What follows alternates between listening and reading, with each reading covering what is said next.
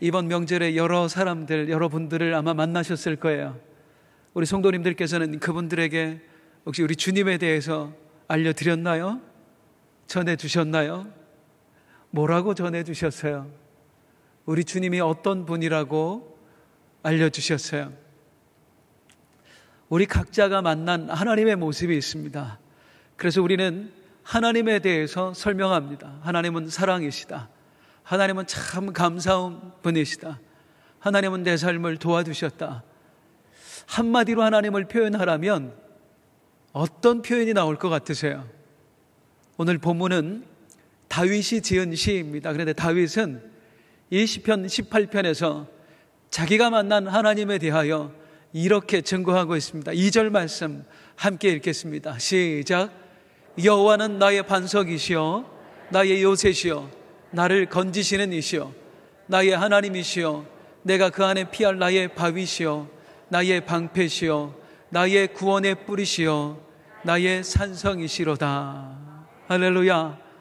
하나님은 나의 반석이며 하나님은 나의 요새이시며 하나님은 나의 산성이시다. 나의 구원의 뿌리시다. 참 친근한 표현들이 아닐 수 없어요.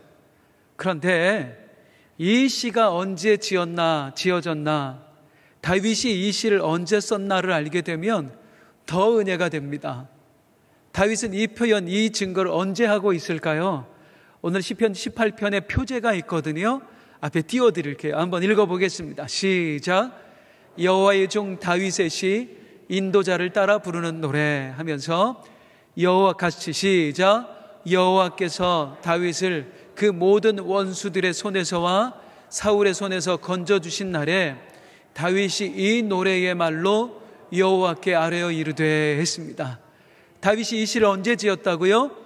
그 모든 원수들의 손에서 건짐받은 그때에, 사울의 손에서 건짐받은 그때에, 그러니까 모든 어려움이 지난 후에 다윗이 지금 이 시를 지은 것입니다. 말하자면 이 시는 다윗의 간증이에요. 내가 어떤 하나님을 만났는가, 하나님이 내 삶에 어떻게 역사하셨는가를 간증하고 있는 게 바로 오늘의 시입니다. 아, 이게 다윗의 간증이구나. 그걸 마음에 담고 2절을 다시 한번 읽어볼게요. 다윗이 하나님에 대해서 어떻게 간증하고 있는지요. 시작. 여호와는 나의 반석이시요 나의 요새시요 나를 건지시는 이시요 나의 하나님이시요 내가 그 안에 피할 나의 바위시요 나의 방패시요 나의 구원의 뿌리시요 나의 산성이시로다. 내가 참으로 어려울 때에, 내가 적들에게 쫓겨 죽을 뻔한 위기에 처했을 때에 하나님이 나의 반석이 되어주셨고 요새가 되어 나를 지켜주셨다. 하나님께서 나의 피할 바위가 되어주셨다. 하나님이 그 어려움으로부터 나를 건져주셨다. 다윗이 지금 이렇게 고백하고 있단 말이에요. 사랑하는 성도님들께서 다시 한번 하나님을 간증한다면 내 하나님은 지난날 나에게 어떤 모습으로 다가와 주셨다, 어떻게 역사하셨다라고 간증하겠어요. 오늘 이 다윗의 고백을 보면 그냥 이런 고백이 나온 것이 아닙니다. 다윗은 모든 시련을 통해서 이 하나님을 만났고 이 하나님을 간증하게 된 거예요. 어떤 어려움이 있었는지, 그때 다윗의 심정이 어땠는지를 다윗은 4절, 5절에서 이렇게 표현하고 있습니다. 같이 읽어보겠습니다. 시작. 사망의 줄이 나를 얽고 불의의 창수가 나를 두렵게 하였으며 수월의 줄이 나를 두르고 사망의 올무가 내게 이르렀도다. 지난날 내 삶을 증거하는 데 표현되는 것들이 뭐냐면 사망의 줄, 불의의 창수, 수월의 줄, 사망의 올무. 여기 쓰여진 단어들은 전부 다 죽음과 관련이 되어 있는 단어들이거든요. 그러니까 지난날을 다윗이 표현하면서 내 살아온 날들이 정말 죽을 것 같이 힘들었다. 얼마나 힘든지 그냥 힘든 게 아니라 죽을 것 같이 힘들었다. 다윗이 그렇게 표현하고 있는 거예요. 다윗은 그 인생을 보면 정말 억울한 인생을 산 사람입니다. 사실 다윗이 이런 어려움을 겪은 게 자기 잘못이라면 이해가 돼요. 그런데 다윗이 한 잘못이라곤 하나님께서 섬기게 하신 사울 왕을 위해 충성을 다하는 것, 그게 다윗의 삶이었어요. 내 왕을 위해서, 내 나라를 위해서 목숨 바쳐 헌신했습니다. 그런데 돌아온 건 뭐냐면 반역자라는 낙인이었어요. 다윗의 인생의 상당 부분을 다윗은 도망자로 살아야 했습니다. 이게 얼마나 억울한 일이냔 말이에요. 1988년도 우리나라 올림픽이 있던 그 해에 여기 가까운 화성시 태안읍이라는 곳이 있습니다. 거기에서 13살짜리 소녀가 누군가에게 성폭행을 당하고 또 살해까지 당하는 일이 있었습니다. 전 국민이 분노했습니다. 범인이 누구냐? 1년여의 대대적인 수사에 걸쳐서 드디어 범인이 잡혔습니다. 윤성여라는 사람입니다. 막 여론이 얼마나 들끓었겠어요. 그래서 이 윤성여가 법원에서 20년형을 선고받습니다. 만 20년을 복역을 하고 2009년에 출소를 하게 돼요. 그런데 이 파렴치범을 누가 가까이 하겠어요? 가족들도 멀리하는 거예요. 형제들도 찾아오지 마라. 누구도 친구들도 이제 더 이상 없습니다. 20년을 복역을 하고 나왔는데 그 이후에 윤성여는 취직도 할 수 없는 상황이었어요. 그래서 하루 벌어 하루 먹고 사는 이 사람이 자기의 신분을 속여가면서 근근히 살아갑니다. 그렇게 살아온 지 10년 만에 2019년에 한 변호사로부터 전화를 받게 됩니다. 윤성여 씨, 진범이 잡혔습니다. 이 사람이 저지른 일이 아니었어요. 진범이 따로 있는 거예요. 여러분 잘 아시는 그 화성 연쇄살인범이 사실은 진짜 진범이었고, 그 사람이 13살짜리 소녀 성폭행하고 살인한 것도 내가 한 일이라고 자백을 했어요. 정말 억울한 30년의 세월을 누가 보상을 해주느냐고요. 이 사람 못지않게 억울한 삶을 살았던 사람이 바로 다윗입니다. 정말 왕을 위해, 나라를 위해 충성을 다했습니다. 그런데 쫓기는 인생이 된 거예요. 온 나라의 반역자라는 낙인이 찍힌 거예요. 이 어려움이 얼마나 컸던지 다윗은 말하기를 죽을 것만 같이 힘들었다. 아마 현대사회였다면 몇 번이라도 자살 시도를 했을 것 같아요. 어쩌면 오늘 예배하고 있는 우리 성도님들 중에서도 죽을 것 같은 삶을 사시는 분들이 계실지도 몰라요. 완전히 파탄난 가정 경제로 인해서 죽을 것 같은 어려움을 겪고 계신 성도님들, 도무지 방황을 그치지 않는, 아무리 기다려도 돌아오지 않는 자식 때문에 죽을 것 같은 어려움을 겪고 계신 성도님들, 몸이 너무나 아파서 도저히 밤잠을 이룰 수 없을 정도로 자닥깨닥 반복해야 하는 고통 때문에, 그 육신의 아픔 때문에 죽을 것 같은 어려움을 겪고 계신 성도님들, 저는 우리 성도님들 모두를 주님의 이름으로 축복합니다. 그리고 소망을 드립니다. 믿으시기 바랍니다. 그 어려움을 극복할 길이 있습니다. 하나님께서 다윗처럼 우리 입술에서도 하나님이 살아계셨다고, 하나님이 나를 도우셨다고, 하나님이 그 어려움 가운데서 죽을 것 같은 고통에서 나를 건져주셨노라고 간증할 수 있는 날이 반드시 오기를 주님의 이름으로 축원합니다. 하나님 살아계세요. 하나님이 역사하십니다. 다윗의 하나님만이 아니라 나의 하나님이에요. 다윗의 삶에 역사하셨던 하나님은 나의 삶에도 역사하실 거예요. 다윗에게만 간증을 받아내시는 것이 아니라 내 삶에서도 우리 하나님은 간증을 받아내실 것입니다. 그런데 우리가 다윗처럼 간증하는 인생이 되기를 원한다면 오늘 말씀 속에서 꼭 명심해야 될 것이 있습니다. 그게 뭐냐면 간증은 결코 저절로 주어지지 않는다는 것입니다. 우리 유재명 목사님께서 자주 하시는 말씀이 있죠. 아무것도 하지 않으면 아무 일도 일어나지 않는다. 이건 신앙에도 그대로 적용이 되는 말씀입니다. 흔히 하나님의 은혜가 공짜라고 말하는데요, 공짜 맞습니다. 그런데 구원만 공짜입니다. 그 외의 모든 것에서 공짜를 바라면 우리는 평생 간증할 수 있는 사람이 될 수가 없어요. 다윗의 인생도 마찬가지였습니다. 그가 아무것도 하지 않았는데 그 인생에 간증이 주어진 게 아니에요.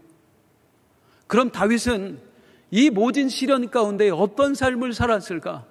오늘 말씀을 보면 이제 다윗이 어떻게 간증의 주인공이 되었는지를 하나씩 보겠는데요. 처음에 다윗은 6절을 한번 보겠습니다. 시작. 내가 환난 중에서 여호와께 아뢰며 나의 하나님께 부르짖었더니 그가 그의 성전에서 내 소리를 들으시며 그의 앞에서 나의 부르짖음이 그의 귀에 들렸도다. 다윗이 간증의 주인공이 될 수 있었던 요인 첫 번째는 그는 하나님께 부르짖었습니다. 기도했습니다. 하나님께서 우리에게 주신 가장 큰 축복 선물 중에 하나는 뭐냐면 기도할 권세를 주셨다는 거예요. 그리고 우리가 기도하면 하늘에서 들어주신다는 거예요. 사랑하는 여러분, 믿으시기 바랍니다. 우리 기도에 능력이 있습니다. 우리가 기도하면 하나님께서 들어주십니다. 우리의 기도에는 반드시 응답이 따릅니다. 우리는 이 사실을 믿어요. 그런데 한편으로는 믿지만 못 믿는 것 같아요. 믿지만 못 믿는 것 같아요. 무슨 말이냐면 내가 기도하면 하나님께서 반드시 들으신다. 내가 기도하면 기적이 일어난다. 우리가 기도하면 반드시 응답의 역사가 있다. 이것을 내가 진짜로 믿는 사람이라면, 정말로 100% 확신하는 사람이라면 내 기도의 수준이 지금 이 정도에 머물러 있을까요? 진짜로 내가 기도하면 이루어진다는 걸 100% 확신하는 사람이라면 하루에 내 기도 시간이 그 정도에 멈춰서 될까요?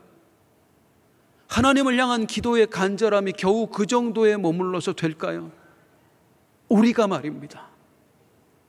진짜로 기도가 응답된다라고 100% 믿으면 기도 시간 늘어나는 게 당연한 거잖아요. 진짜로 하나님이 기도 들으시고 역사하신다, 응답이 있다고 믿는다면 우리가 지금 기도하는 그 간절함보다 훨씬 더 간절해야 정상 아닐까요? 그런데 우리는 믿는다고 하지만 어느새 자꾸만 기도가 늘어나는 것이 아니라 신앙생활하면서 기도가 주는 사람들이 있다고요. 정말로 하나님이 기도하면 역사하신다고 입술로는 믿는다고 고백을 하는데 그 간절함이 점점 더 퇴색되어지는 신앙인들이 있다고요. 이건 진짜로 믿는 게 아니에요. 진짜로 믿으면 우리는 더 많이 기도할 수밖에 없어요. 우리는 더 간절하게 기도할 수밖에 없어요. 어떤 분들은 그렇게 얘기해요. 내 상황이 기도할 수 없는 상황이라고. 내가 너무 바빠서 시간을 낼 수가 없고요. 내가 사실 기도할 여건이 되지 않습니다. 아기 키우면서 뭐 하면서 기도할 여건이 되지 않습니다. 다윗이 지금 내 부르짖음이 하나님께 들렸도다 했던 이 다윗이 기도할 만한 상황이었을까요? 그는 도망자로 살았습니다. 언제 적들이 들이닥칠지 모르는 상황이에요. 잠시 뭐 1시간, 2시간 마음 놓고 기도할 여유 자체가 없었다고요. 기도할 장소는 어떻고요? 그냥 광야를 떠돌아다니는데요. 혼자 있을 시간이 없어요. 언제 어디서 기도를 하냔 말이에요. 혼자 있다 죽습니다. 적들이 들이닥치면.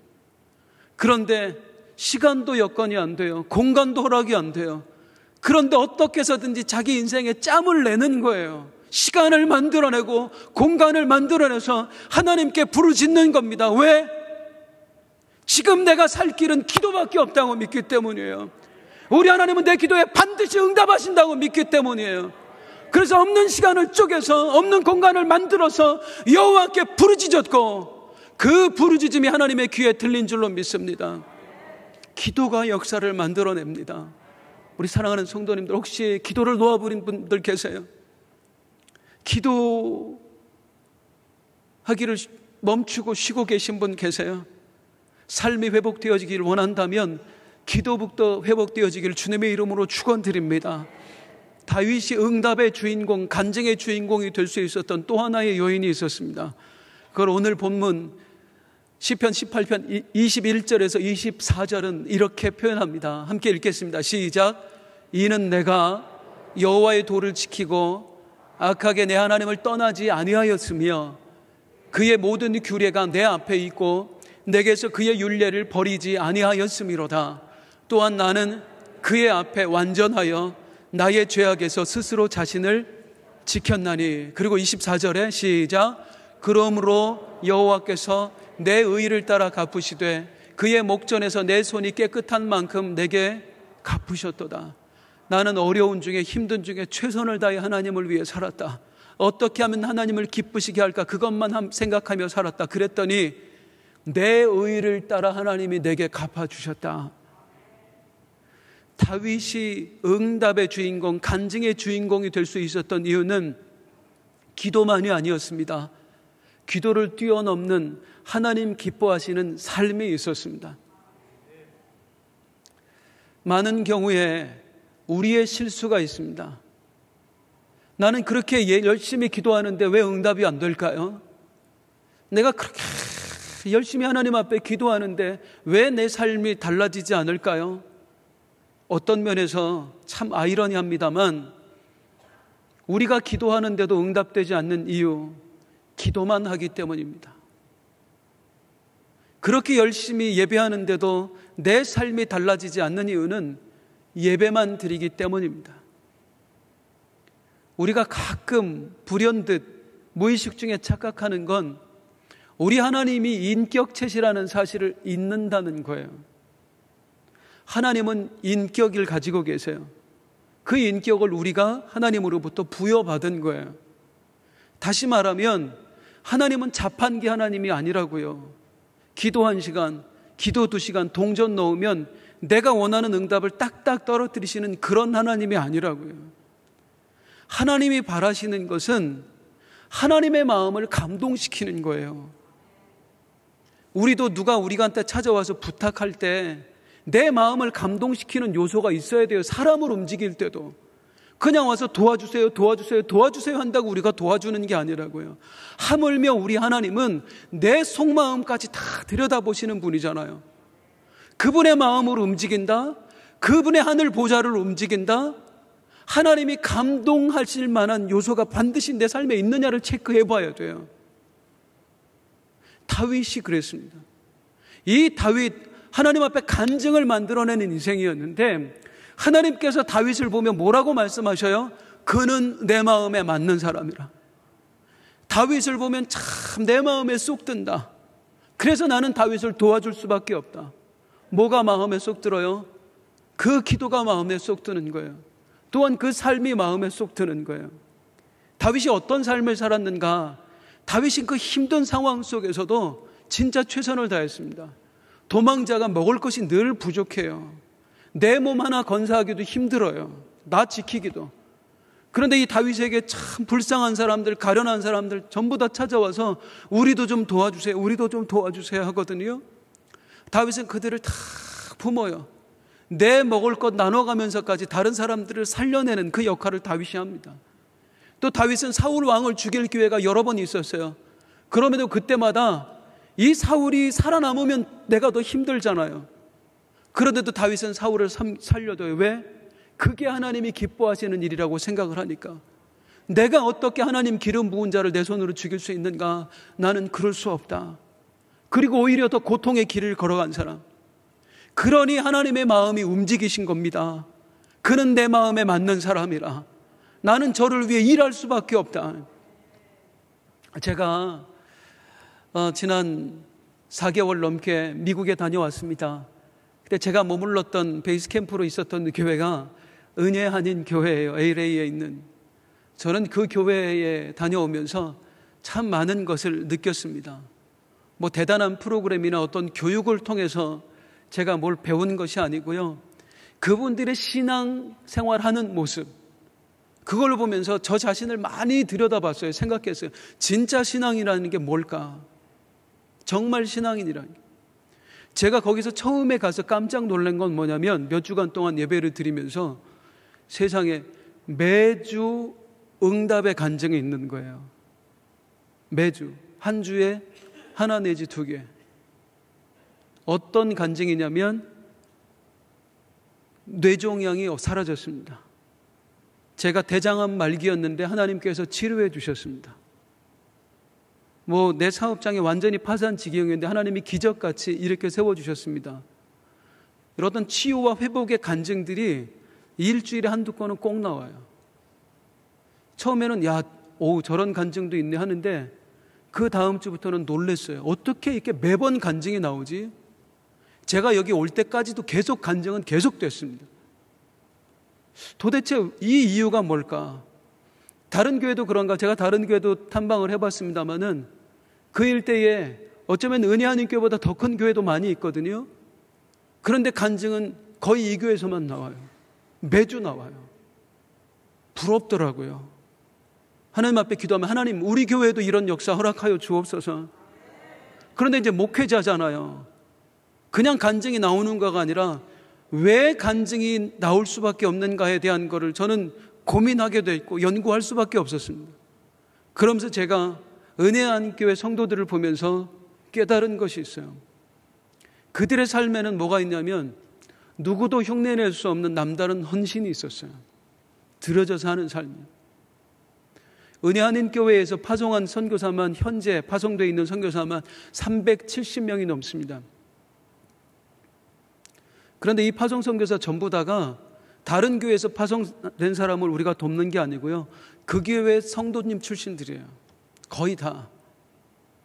30년 전에 20년 전에 선교지로 가서 자기의 삶을 들여져서 하는 분들이에요. 근데 이분들이 대부분 사실은 고학력자이고요. 대부분 한인사회에서 굉장히 성공을 거두신 분들이에요. 그중에 한인회 회장을 하신 분들도 있고 아주 유능한 사업가들도 있었고. 그런데 어느 날 담임 목사님을 통해서 지금은 돌아가셨습니다만 저 있을 때 소천하셨거든요. 그 교회 원로 목사님이셨던 고 김광신 목사님. 기도하시다가 하나님 앞에 사인을 받으면 그대로 말씀하시는 거예요. 장로님 소련 가세요. 장로님 저기 사할린으로 가세요. 유럽으로 가세요. 그럼 이분들이 군말 없이 순종해요. 본인들이 그렇게 표현하더라고요. 그때는 우리가 다 미쳤다고. 성령님이 우리를 미치시게 했다고. 그러면은 선교사로 나가는 조건이 뭐냐면 그 성공한 그 힘들게 이루어놓은 모든 재물들을 다 헌금하고 가는 겁니다. 돌아올 길을 차단하는 거예요. 여기 재물이 있으면 다시 돌아올까 봐. 그리고 교회에서 보내주는 다 많지 않아요. 그것만 가지고 거기서 선교 사역을 감당을 하는 겁니다. 제가 참 그 중에 감동받은 게 있었어요. 지난번에 우리 교회에서 우리 장로님들 몇 분 또 성도님들 몇 분과 함께 태국에 단기 선교 다녀왔잖아요.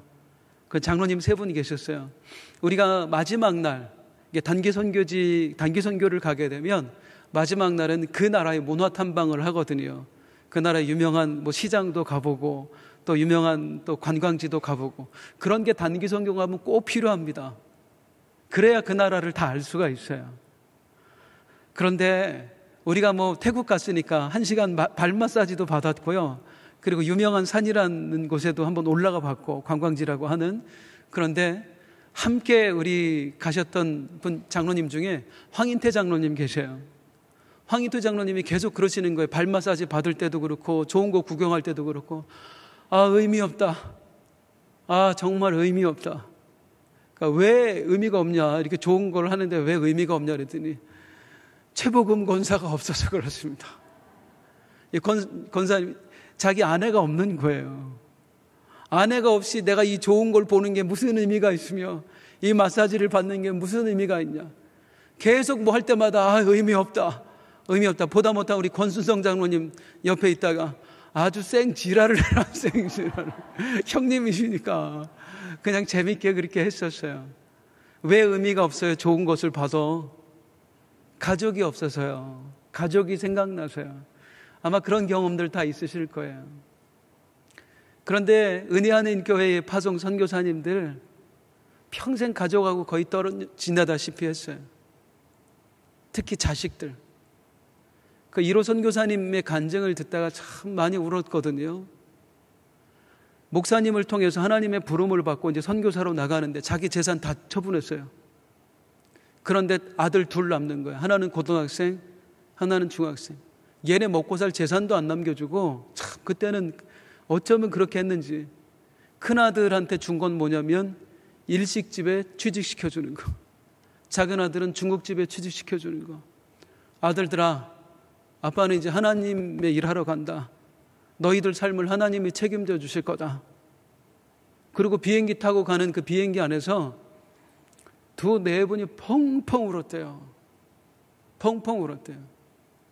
그리고 그곳에 가서 30년을 넘게 하나님의 일을 감당하는 거예요.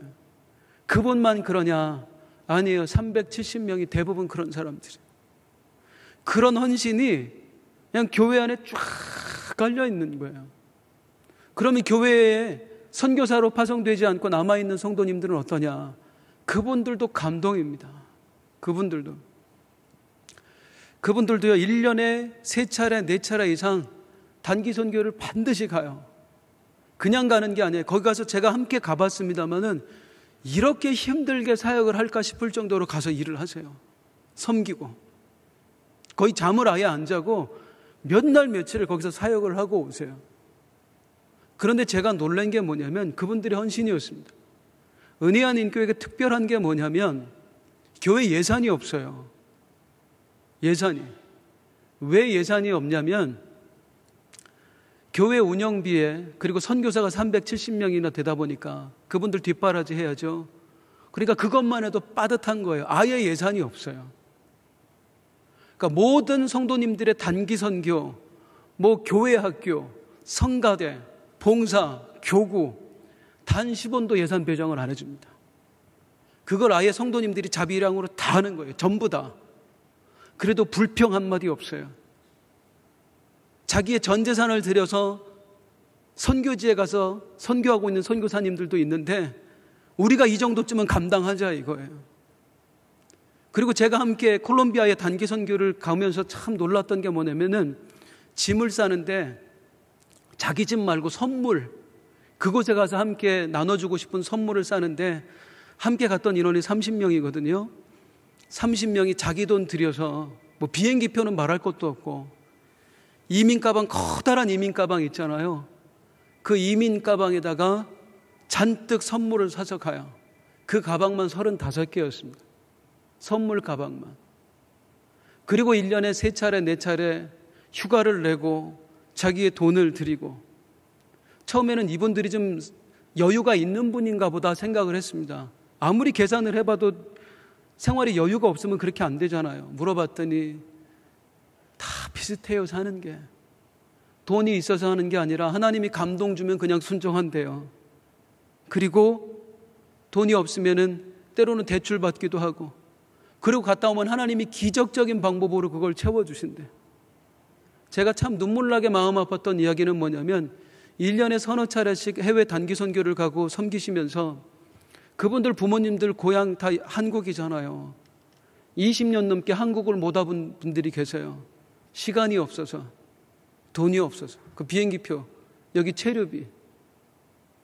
그리고 1순위를 오직 어떻게 하면 하나님 나라를 세워갈 것인가, 어떻게 하면 생명을 구원할 것인가, 여기에 초점을 맞춰 살아요.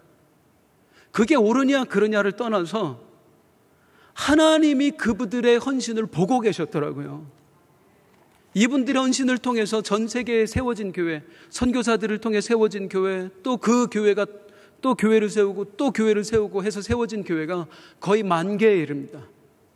전 세계 단일 교회 중에는 가장 많은 교회를 세운 그런 교회예요.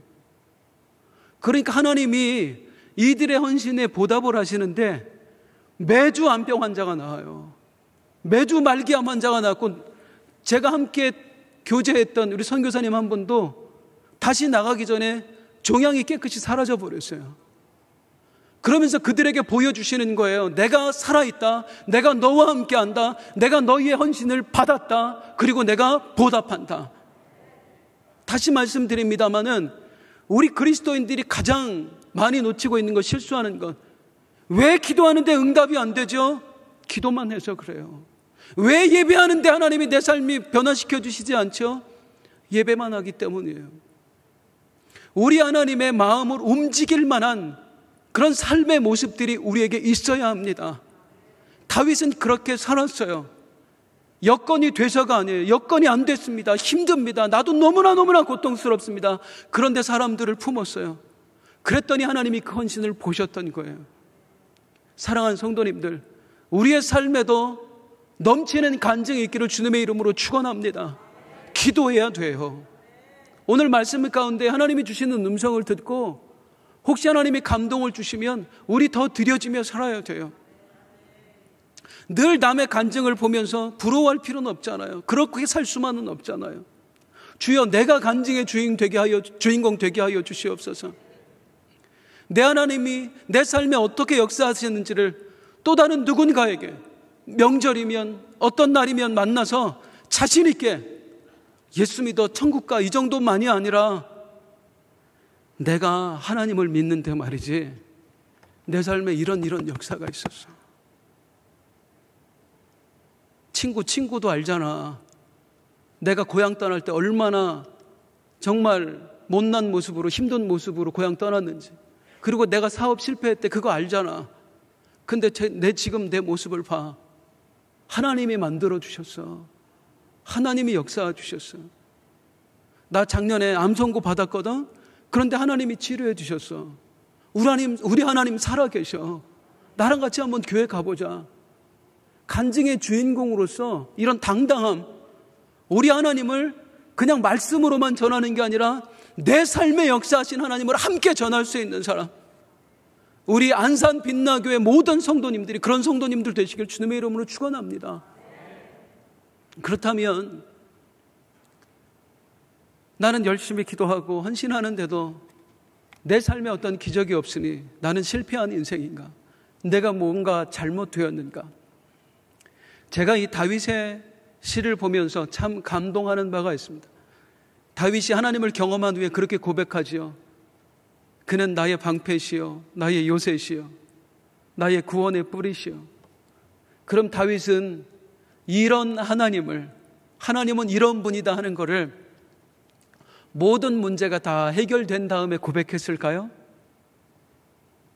그 전에는 원망하고 불평하고 하나님 왜 이 모양입니까? 왜 이렇게 힘듭니까? 했는데 그 어려움에서 벗어난 이후에, 죽을 것 같은 고통에서 벗어난 이후에 하나님은 참 좋은 분이야, 하나님은 정말 고마운 분이야, 이렇게 했을까요? 우리 목사님 늘 말씀하시죠. 시편 23편 언제 지은 시예요? 다윗이 가장 힘들 때, 가장 고통스러울 때, 죽을 것 같은 고통 속에 있을 때 다윗은 이미 하나님을 그렇게 불렀습니다. 여호와는 나의 목자시니 내게 부족함이 없으리로다. 뭘 이루어줘서 하나님은 이런 분이야가 아니라 그것과 상관없이 하나님은 내 목자야, 하나님은 내 사랑이야, 하나님은 나의 모든 것이야. 하나님이 감동할 수밖에 없는 거예요. 그랬더니 하나님이 그 믿음대로 선포한 걸 실제가 되게 해주시는 거예요. 이렇게 힘든데도 네가 나를 목자로 믿어? 그래, 목자된 내가 너를 어떻게 인도하는지 보여줄게. 그렇게 어려운데도 부족함이 없다고 고백을 해. 진짜 부족함이 없는 삶을 네 삶 가운데 펼쳐주마. 때로는 우리가 너무나 눈에 보이는 응답만 구하는 것 같아요. 그러면서 하나님이 나를 사랑하시나 안 사랑하시나? 왜 하나님은 저 사람만 사랑하시나? 제가 지난 3주 전인가 금요 예배 때에 이 일화를 말씀을 드렸어요. 한 번 더 말씀드릴게요. 한 사모님, 연세 많으신 사모님을 만났습니다. 그 아내 남편 된 목사님은 소천하셨어요. 홀로 된 이 사모님 70대 후반을 향해 가고 계셔요. 그분이 여러 가지 말씀을 하시는 중에 이런 말씀 하시더라고요. 자기 인생에 있었던 일. 어느 날 내 기도 제목을 A4 용지에 쭉 적었대요. 개인 기도 제목, 뭐 교회 위한 기도 제목 그런 건 따로 하시고 개인 기도 제목만 A4 용지에 적어서 코팅을 했답니다. 그리고 그걸 속옷 서랍장 속옷 위에다가 올려놨대요. 속옷은 매일 갈아입잖아요. 속옷 서랍을 열 때마다 그 기도 제목이 보이도록. 그리고 내 기도 제목이 보이면 거기서 이제 무릎 꿇고 거기서 하나님 앞에 기도하는 거예요. 하나님, 나에게 이런 기도 제목이 있습니다. 이런 거 있습니다. 다른 사람을 위한 기도, 교회를 위한 기도는 충분히 다른 데서 하고 그 시간에만 자기 기도를 하는 거예요. 그렇게 기도한 지 20년이 지난 어느 날 또 이제 서랍을 열고 습관처럼 그 내 개인 기도 제목을 보고 무릎을 꿇었는데 갑자기 드는 생각. 20년을 기도했는데 거기 적혀있는 기도 제목이 하나도 응답이 안 됐더래요. 내 개인 기도 제목.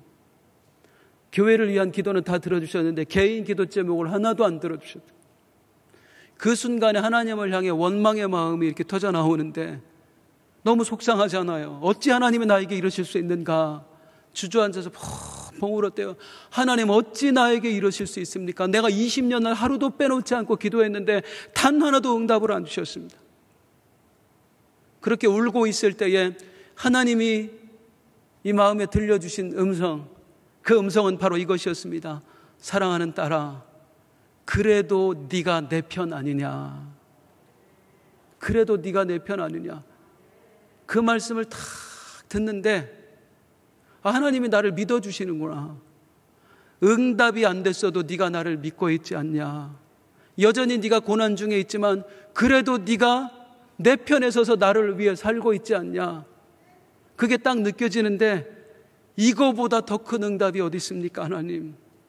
삶의 모습과 상관없이 오늘 찬양의 가사도 그런 게 나오는데 정말 어려운 것 같은 상황 속에서도 주님만 바라보면서 주님 편에 서 있는 거, 이거보다 더 큰 응답이 어디 있는가 하면서 감사의 기도로 바뀐 거예요.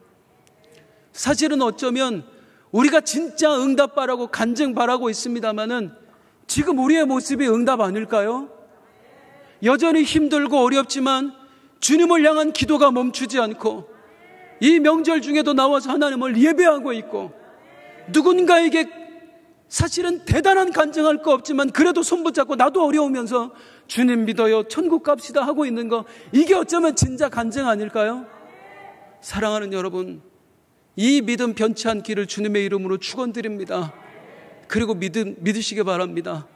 지금의 내 고백, 내 믿음 하나님이 다 기억하고 계십니다.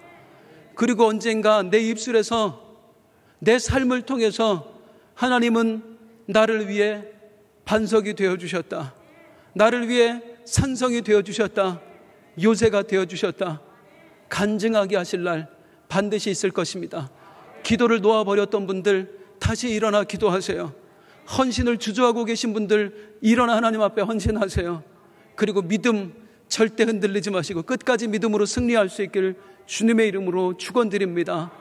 우리 함께 부르고 싶은 찬송이 있어요. 오랜만에 부르는 찬송인 것 같아요. 오늘 가사 그대로 나의 힘이 되신 여호와여. 우리 자리에서 일어나서 우리 함께 찬양합니다.